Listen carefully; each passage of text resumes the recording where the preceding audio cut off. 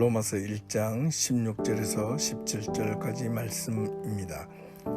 내가 복음을 부끄러워하지 아니하노니 이 복음은 모든 믿는 자에게 구원을 주시는 하나님의 능력이 됨이라. 먼저는 유대인에게요 그리고 헬라인에게로다. 복음에는 하나님의 의가 나타나서 믿음으로 믿음에 이르게 하나니 기록된 바 오직 의인은 믿음으로 말미암아 살리라 함과 같으니라. 아멘. 안녕하십니까, 박세종 목사입니다.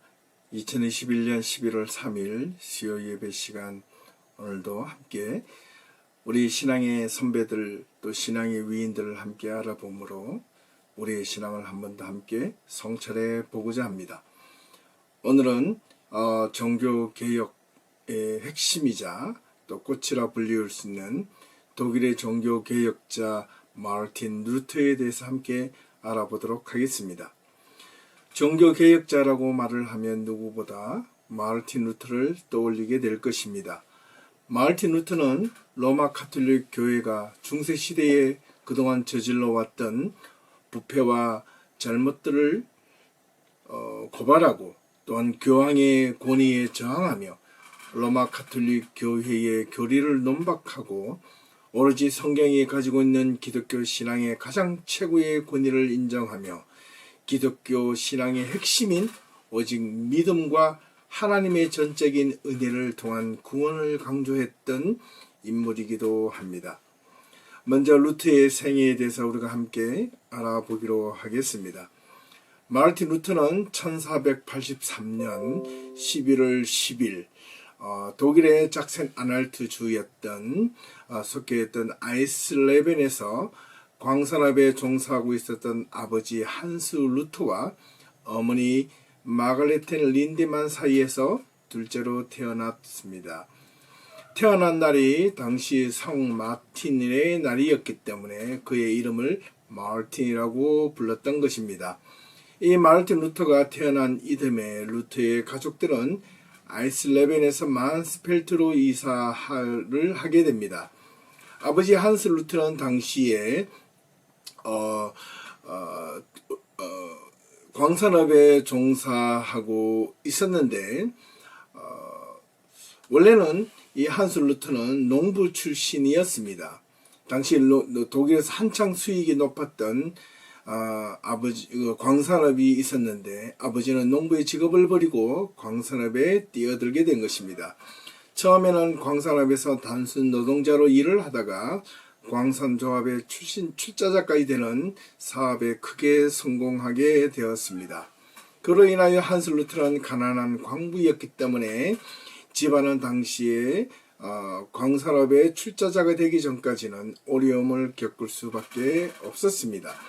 그래서 어머니 린데만은 매일매일 저녁거리를 위한 땔감을 스스로 책임져야 하는 어려움에 겪게 되기도 했습니다. 하지만 광부생활 10여 년 만에 여러 개의 광산을 가진 만큼 부유한 집안이 되게 되었습니다.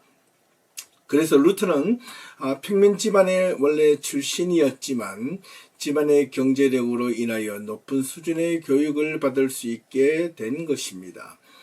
1498년 아이젠하에 있는 라틴어 학교에 진학하여 교육을 받을 때 당시 학풍에 따라 매질을 많이 당했습니다. 그리고 훗날 교육 이론에 마르틴 루터의 영향을 크게 주었다고 전해지기도 합니다. 뿐만 아니라 마르틴 루터의 집안 내력도 아주 엄격하여 아버지의 엄한 교육에 따라 주눅이 들 정도로 엄격한 가정교육을 받았다고 전해집니다. 이 마르틴 루터는 훗날 기억하기를 부모님의 이러한 엄격한 교육 때문에 너무나도 무서웠다고 회고하기도 했습니다. 1500년경 만 16세에 라틴어 실력을 인정받고 후원자의 추천을 받아서 에어프루트 대학에 진학을 하게 됩니다. 당시 교수들은 루터를 통하여 마nsfeld에서 오는 마르티누스 루터라고 기록하고 있습니다. 이곳 에어프루트 대학은 중세 말기에 흥행하였던 유명론에 관련된 철학 것과 또 젊은이들은 열정을 가지고 학업에 열중했던 어떤 학문 도시였습니다. 보수적인 분위기였기는 하지만 인문주의 영향도 크게 거세게 당시 영향을 받고 있었습니다. 학생들은 이성보다는 이 경험을 아주 중요시하였고 어떤 전체보다는 개인주의 또는 개인의 신앙을 중시하는 신세대적인 성향을 보이기도 했습니다.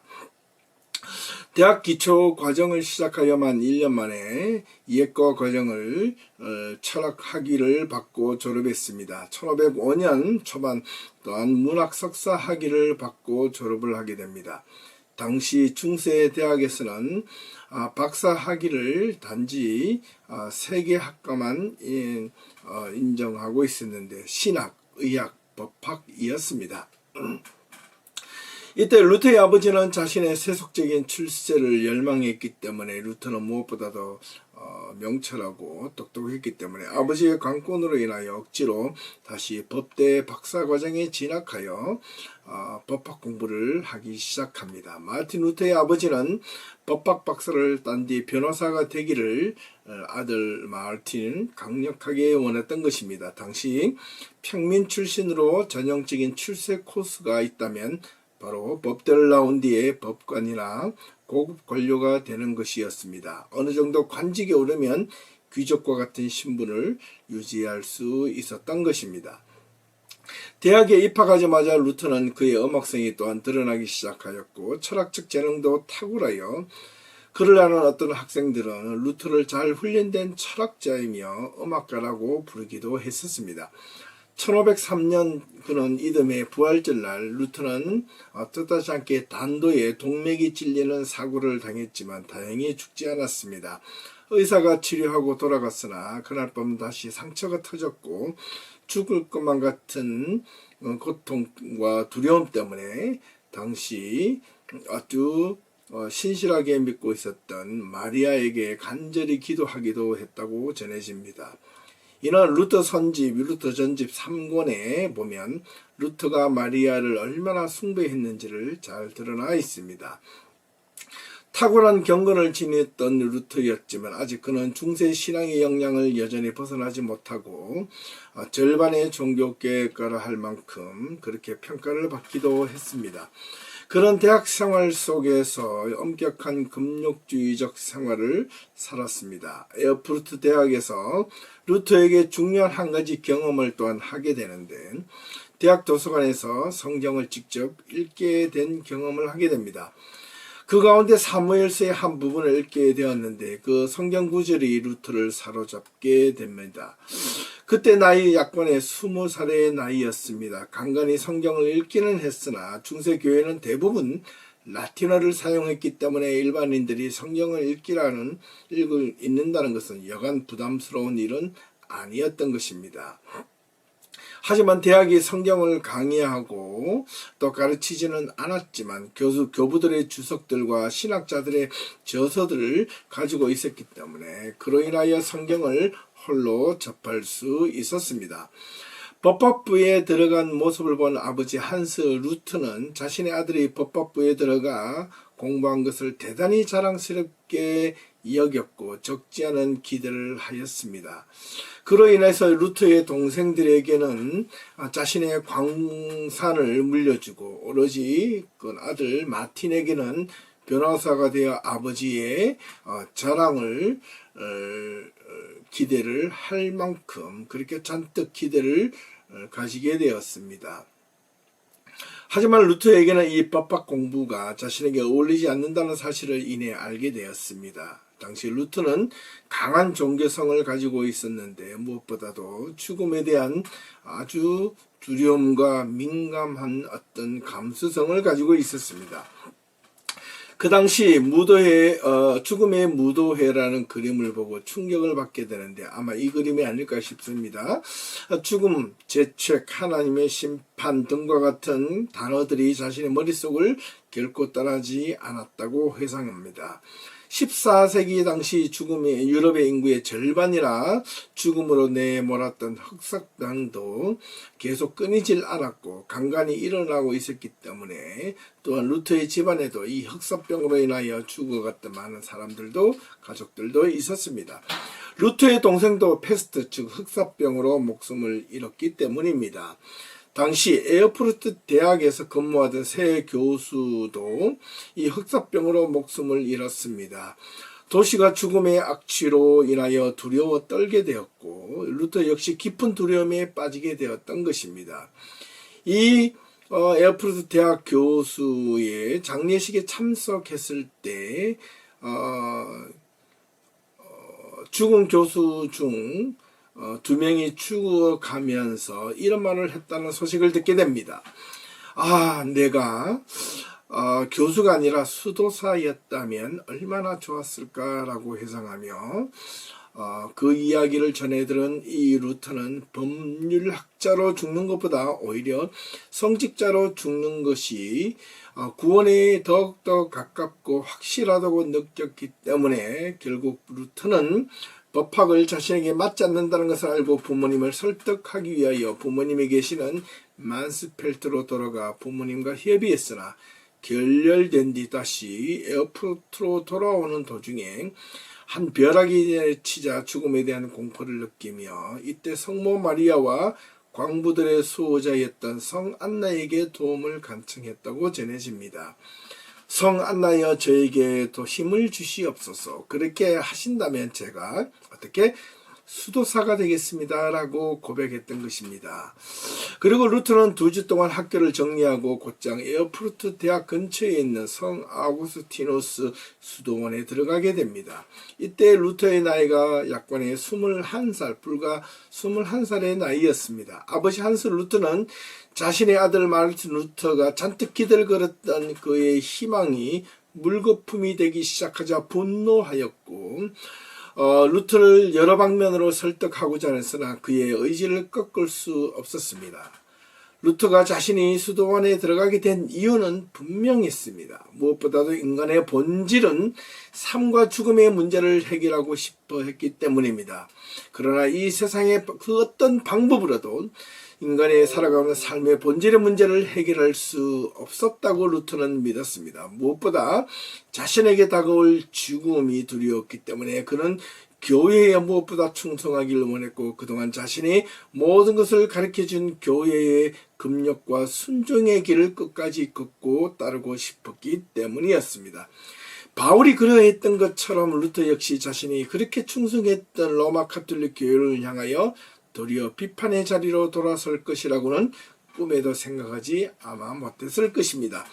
루터는 수도원에 들어가면서 자신은 세상에서 죽은 자로 여겼기 때문에 수도원에 들어가기 전에 함께 동행했던 친구들과 다시는 자신과 만나지 못할 것을 말하며 함께 울기도 했다고 전해집니다. 루터에게 가장 큰 당시의 삶의 문제와 두려움은 무엇보다도 자신의 죄와 죽음에 관련된 문제였습니다. 수도원에서 시작된 그의 육체적 고행은 무엇보다도 자신이 그렇게 해결할 수 없었던 자신의 죄를 씻고자 대한 엄청난 육체적 고행과 노력, 그 다음에 하나님의 참된 은혜를 갈망하며 인간적인 노력과 수행을 해보았지만 아무런 소용이 없었습니다.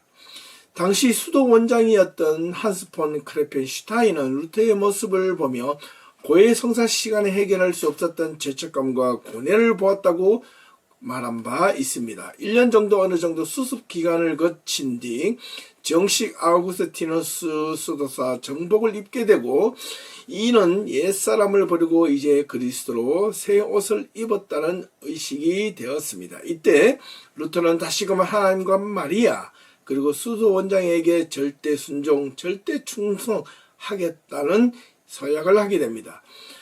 절대 순종과 창빈 그리고 순결한 삶을 살 것을 맹세하였던 것입니다. 루터는 이곳에서 무엇보다 성경을 읽고 싶었으나 그 외에 딱히 할 일이 많음을 알게 되면서부터 여타 다른 일로 인하여 기도하는 일이 점차 줄어들게 된 것을 알고 스스로 실망을 하게 됩니다.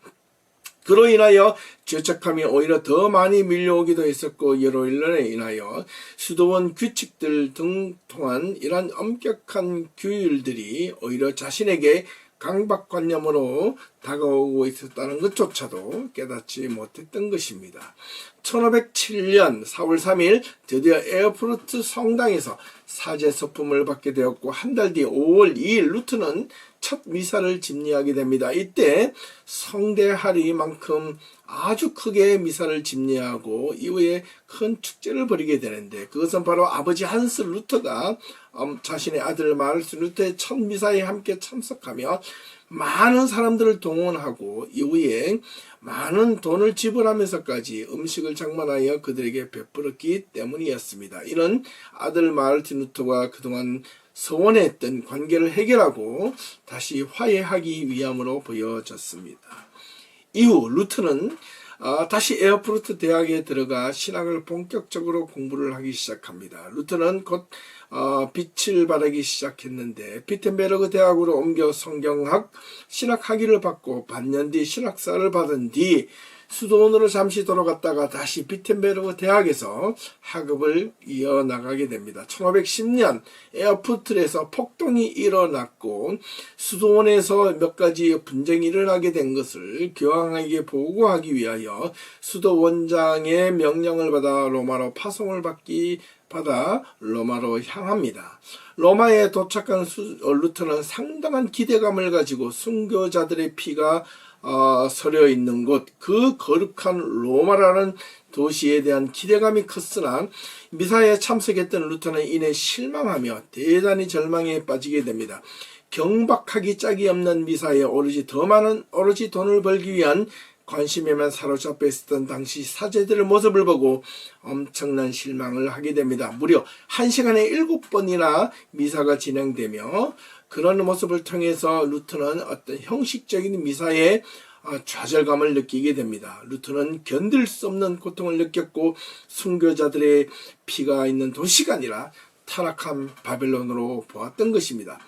아무런 소득을 느끼지 못하고 돌아온 루터는 성경 강의를 하기 시작하게 되었고, 1512년 10월 박사 학위를 받고 드디어 신학 교수의 직을 얻게 되었습니다. 그때 당시 나이 28살이었습니다. 1515년 가을 루터는 바울의 로마서를 드디어 강의하게 되었는데, 1516년과 17년에 걸쳐 갈라디아서를 또한 강의하게 되었습니다. 루터는 자신은 바울처럼 바울이 체포영장을 가지고 다메섹으로 갔던 모습처럼 자신도 바울의 뒤를 이어 따르고 있다는 사실을 전혀 예감하지 못했던 것입니다. 루터 자신 안에 무언가 형용할 수 없는 꿈틀거림이 그에게 일어나고 있었다는 사실을 루터는 서서히 깨닫기 시작한 것입니다. 그것은 바로 루터가 작은 탑 안에서 몰아쳤던 천둥과 번개의 두려움도 아니었고, 첫 미사시 느꼈던 전율적인 공포와 환희도 아니었습니다.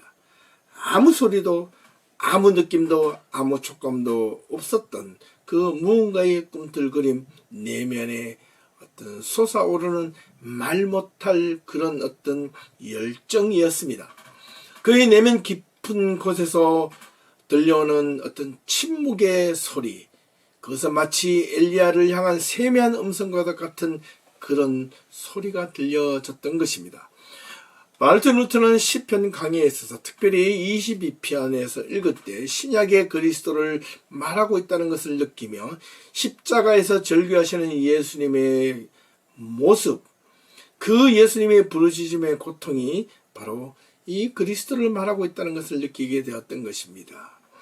그 예수님이 부르짖었던 절규의 모습이 자신의 가슴속에 느껴지는 것을 마르틴 루터는 직감하기 시작하였고, 루터가 그토록 두려워하고 공포의 대상이었던 하나님, 그리고 언젠가 하나님께서 주시고자 갈망했던 그 은혜를 그토록 갈망했던 루터에게 그 은혜가 오로지 자신의 죄를 씻고 하나님의 은혜를 받을 수 있는 유일한 것은 인간의 어떤 고행이나 행위가 아닌 오로지 믿음으로만 구원을 받을 수 있다는 것 사실을 깨닫게 되었던 것입니다. 자신의 능력이나 행위로서가 아닌 오로지 하나님의 은혜, 하나님의 은혜는 예수 그리스도의 십자가의 은혜, 그 은혜를 깨닫고 그 은혜가 자신의 내면 깊숙이 들어올 때만이 바로 자신의 가슴 속에 하나님의 은혜로 깨달을 수 있는 것, 그것이 바로 믿음이었다는 사실입니다. 그 구원의 전적인 도구가 바로 하나님의 은혜라는 사실을 알게 되었던 것입니다. 그 말씀이 바로 루터가 받았던 그 말씀이 바로 로마서 1장 17절이었습니다. 오직 의인은 믿음으로 말미암아 살리라. 그 말씀이 루터의 자신의 인생의 모토가 되었고 자신의 삶을 변화시킨 결정적인 하나님의 말씀이었습니다. 제가 지난주 주일날 설교를 통해 말씀드렸던 루터를 바꾸게 된 단 한 구절의 성경 말씀, 그것이 루터를 변화시켰던 것처럼 저와 여러분들에게 하나님의 말씀 한 구절이 여러분의 인생을 바꿀 만한, 여러분의 삶 속에서 힘들고 어려울 때 여러분의 믿음과 삶을 지탱해 줄 하나님의 한 구절, 하나님의 말씀이 있는가라고 지금 묻지 않을 수 없습니다. 여러분들에게 여러분의 삶을, 여러분의 절망 가운데, 여러분들이 정말 인생의 가장 밑바닥에 있다고 느껴질 때 여러분을 살리고 여러분을 일어서게 하고 여러분을 솟게 할 만한 정말 인생의 하나님의 한 구절 성경 말씀, 그 말씀이 여러분들에게 있는가? 없다면 잡을 수 있기를 바랍니다. 찾을 수 있기를 바랍니다. 매달릴 수 있기를 간절히 소망해 봅니다. 루터는 이 로마서 1장 17절 말씀이 자신의 깊은 가슴속 깊은 곳에 다가와 부딪혔고 그 부딪힘의 충격은 잠자던 자신의 어떤 영적인 삶을 변화시켰고 오직 성경에 집중하게 된 동기가 되었던 것입니다. 1516년 루터는 새로운 변혁의 신호탄이었던 한 권의 책이 인쇄되는데 그것은 중세교회에서는 전혀 감지하지 못했던 책이었습니다. 그것은 바로 에라스무스에 의해 헬라어 성경이 번역이 되고 유럽의 전체에 전파하기 시작한 것입니다. 에라스무스는 루터에게 성경을 어떻게 해석해야 할지를 가르쳐준 결정적인 인물이기도 했습니다. 성경을 문자 그대로가 아닌 비평학적 관점에서 성경을 올바르게 바라볼 수 있게 눈을 열어준 인물이었습니다.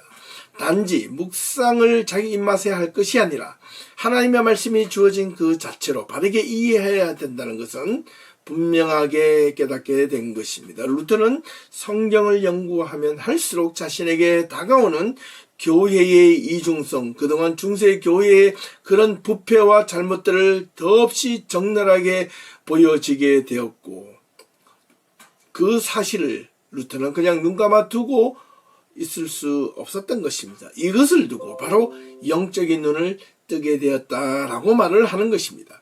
성경을 연구하면 할수록 기존의 성경 해석이 얼마나 엉터리였고 초대 교부들이 주장했던 내용이 아니라는 것을 알게 된 루터는 인간이 하나님 앞에 죄인으로밖에 살 수 없었음을 고백하고 오로지 진정한 구원은 참된 믿음에 근거할 수밖에 없다는 것을 선포한 것입니다. 행위로서 구원에 대한 당시 신앙적 행위에 대해서 거침없는 비판을 하기 시작했던 것입니다. 왜냐하면 당시 죄를 짓고 죽은 자들도 살아있는 자들의 업보와 노력과 선행을 통해 죽은 자들도 구원을 받을 수 있다는 면죄부가 흥행하고 있었기 때문입니다.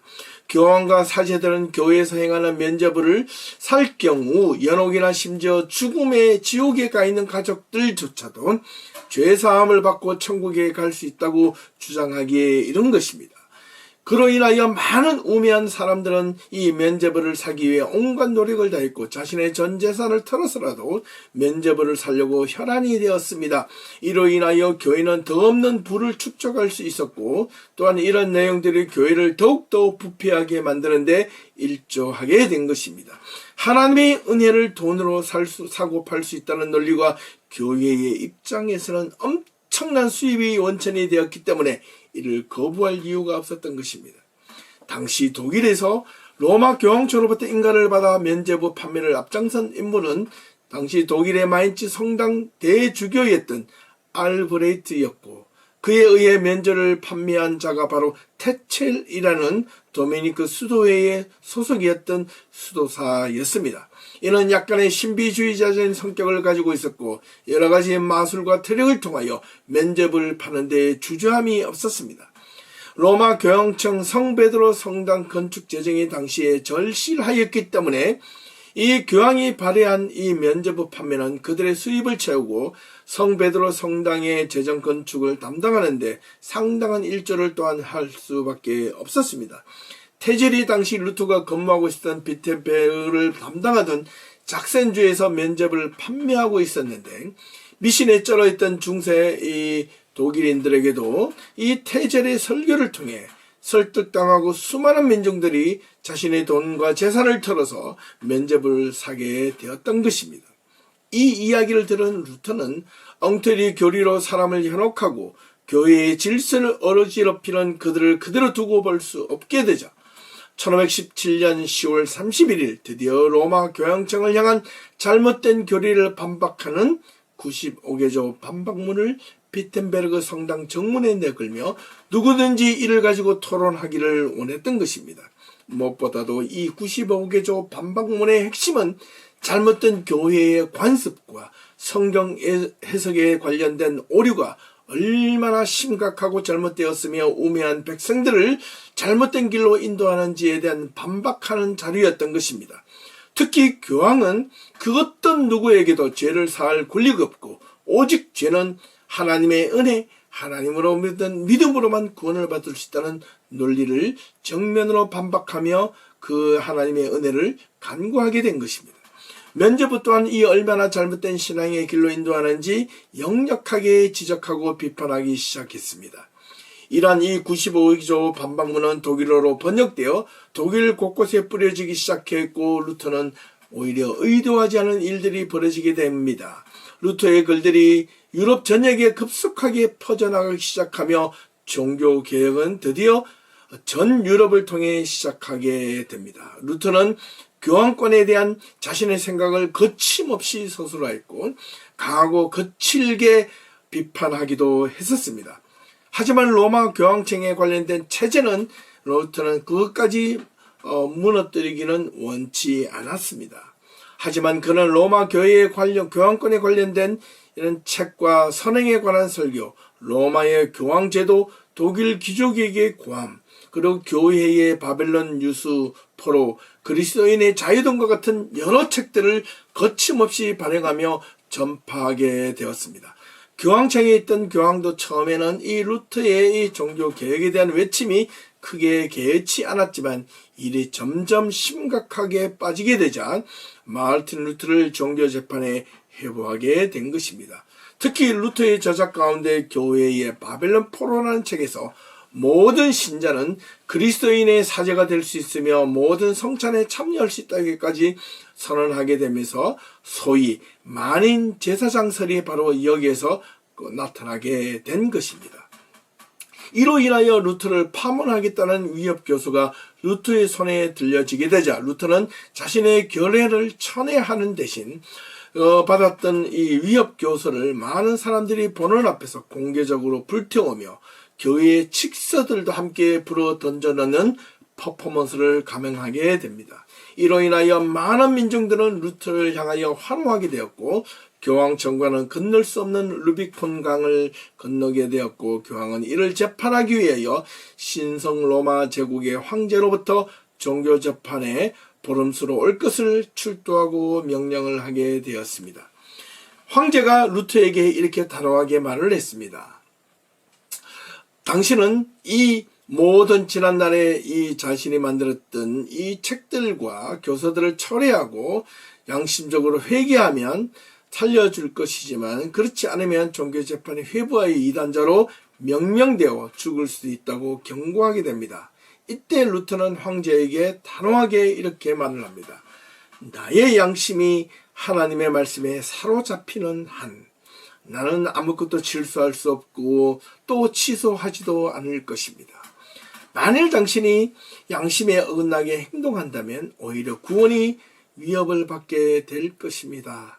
하나님이여 나를 도우소서라고 아멘하고 기도했다는 것입니다. Their hair Ich stehe vor dir. 독일어로 루트가 말을 한 것이죠. Helfen Sie mir. 아멘. 영어로 말하면 The Lord here I stand, help me 라는 말이었습니다. 황제를 옹호하는 스페인 병사들과 종교 재판관들은 루터를 불에 던져야 한다고 외쳤지만 백성들은 이 소식을 듣고 맹렬히 반대하게 되었습니다. 루터의 공개적인 선언 직후에 많은 영주들은 루터를 지지했고 기사들과 군주들은 반란을 일으킬 수 있는 긴장감까지 감돌게 되었습니다. 하지만 루터는 물리적인 힘이 아닌 오직 말씀으로만 세상을 정복할 수 있고 말씀으로만 하나님의 은혜를 얻을 수 있다고 루터는 강하게 주장합니다. 루터는 보름스 칙령에 의해 이단자로 낙인 찍히고 완전히 파문당하며 그 어떤 누구로부터도 루터 자신의 신변 보장을 받을 수 없게 되었습니다. 비텐베르크로 돌아가던 중 루터는 암묵적으로 지지하고 있었던 당시 바르트부르크 성에 있는 선제후 프리드리히의 도움을 받아 비텐베르크로 곧장 돌아가는 것이 아니라 바로 바르트부르크 성에 게오르그 융크라는 가명을 쓰고 숨겨지게 됩니다. 그곳에서 루터는 10개월 동안 그 유명한 독일어 성경 신약 성경을 번역하게 되었습니다. 루터는 왜 이리 성경에 집중하게 되었고 왜 그렇게 성경이 중요하게 되었는지를 여기에서 또 한 번 분명하게 알게 해주는 대목이라 하겠습니다. 자신의 신변의 위협에도 불구하고 자신은 하나님의 말씀을 모든 독일인들이 마음껏 읽을 수 있도록 드디어 그의 결심을 하고 신약 성경을 번역하게 된 것입니다. 루터가 바르트부르크 성에서 숨어 지내는 동안 로마 카톨릭으로부터 이단화로 명명받고 이단자로 낙인 찍히게 된 것입니다. 유럽은 오히려 종교개혁에 대한 급물살에 휩싸이게 되었고 비텐베르크 역시 또한 무법천지가 되어가고 있었습니다. 비텐베르크 대학은 두 갈래로 갈라져 로마 카톨릭 추종파와 개혁파로 서로 나뉘어 분쟁하고 있었습니다. 그 가운데 치피카에 온 두 사람은 모든 교회 조직과 질서까지 완전 철폐하고 오직 성령의 지시를 받아 예배를 드려야 한다고까지 주장하기에 이르렀습니다. 치비카우의 선지자들로 불린 이들은 성상까지 예배를 방해의 물로 여기며 성상 제거운동에 참여하게 됩니다. 이 모습을 본 루터는 이들을 성상 파괴자로 운운하며 우려를 표명하였습니다. 이들은 한때 사제였지만 급진주의 개혁자가 된 토마스 뮌제의 영향을 받은 자들로 알려져 있습니다. 이는 훗날 제 세례파로 불려지게 됩니다. 유아 세례를 거부하고 오히려 기록된 성경보다는 마음에서 울려지는 어떤 내면의 음성에 더욱더 귀를 기울여야 한다고 주장하기에 이르렀던 인물들입니다. 루터는 이란 비텐베르크 도시를 더 이상 두고 볼 수가 없어서 루터를 도왔던 선제후의 걱정에도 불구하고 오직 하나님의 도우심이 있을 것을 믿으며 비텐베르크로 돌아가 종교개혁에 본격적으로 참여하게 되었던 것입니다. 루터는 이 종교개혁가로 약 30년간의 세월을 보내게 되었습니다. 1517년 95개조의 방막문을 내세운 뒤 1546년 2월 18일 그의 고향 아이슬레벤에서 숨을 거두기까지의 세월을 의미하는 것입니다. 루터를 따르던 수많은 수도사들은 로마 카톨릭 교회에 의해 종교재판을 받고 어떤 이들은 화형에 처하기도 했으며 어떤 이들은 파문을 당하고 이단자로 낙인 찍히기도 했던 반면 취조와 고문을 당하며 남은 평생을 그렇게 불구의 몸으로 살기도 했던 인물도 있었고 순교까지 당하기도 했었던 것입니다. 루터의 종교개혁은 이처럼 순탄하지만은 않았습니다. 사실 루터는 로마 카톨릭 교회의 모든 체제를 뒤엎고 새로운 체제를 구하려고 종교개혁을 시작했던 것은 결코 아니었습니다. 루터가 종교개혁에 불씨를 지핀 것은 당시 분명 에라스무스 인문주의자의 그 영향이 컸던 것은 사실입니다. 에라스무스는 루터를 처음에는 지지하였지만 루터 역시 에라스무스에게 적지 않은 영향을 받았고 서로에게 좋은 관계를 유지하였으나 루터의 종교개혁이 때로는 점점 어떤 과격한 모습으로 띄게 되자 에라스무스의 입장이 난처해지기 시작합니다. 드디어는 에라스무스는 분명 중세교회의 부패를 비판하고 중세교회의 시스템 바깥으로 까지는 나아가기를 원치는 않았습니다. 그래서 영국의 헨리 8세 왕은 에라스무스에게 이 루터와 단호하게 결별할 것을 강력하게 요구하게 되었고, 결국 그는 그 유명한 자유의지 논쟁이라는 책을 통해서 루터와 결별을 하기 시작합니다. 토마스 민츠에 의해서 시작된 농민 전쟁을 통해서 루터는 농민들과 서민들을 잃어버렸고, 에라스무스와 자유의지 논쟁을 통해서 수많은 인문학자들을 놓치게 된 것입니다. 에라스무스는 자신의 입장을 가톨릭에 남기기 위해서 결국 자유의지에 관해라는 책을 통해 루터를 비판하기 시작했던 것입니다. 이에 대하여 루터는 에라스무스를 뱀장으로 비꼬으며 교활함과 악으로 충만한 자로 표현하며 그의 주장들을 역겨워하기 시작했습니다.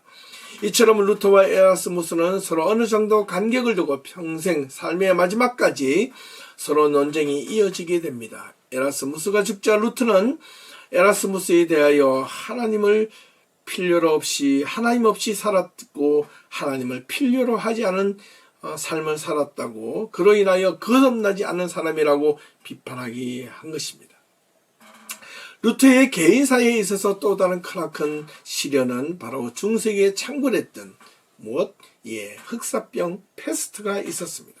그는 수도원을 나온 뒤에 종교개혁을 하면서 수녀했던 이 카나리나 폰보라와 결혼하여 아이들을 8년 동안 무려 9명의 아이들을 낳았는데, 그 첫 번째 이름의 아들 이름이 바로 요하네스였습니다. 하지만 이내 딸 엘리자베스를 8개월 만에 잃었고 1540년 7번째 낳은 아이를 사살하고 말았습니다. 그로 인하여 아내 카타리나 역시 거의 죽게 되었고, 이후에 루터는 요나스에게 이 가족에 대한 애절함을 이렇게 표현하기도 했습니다.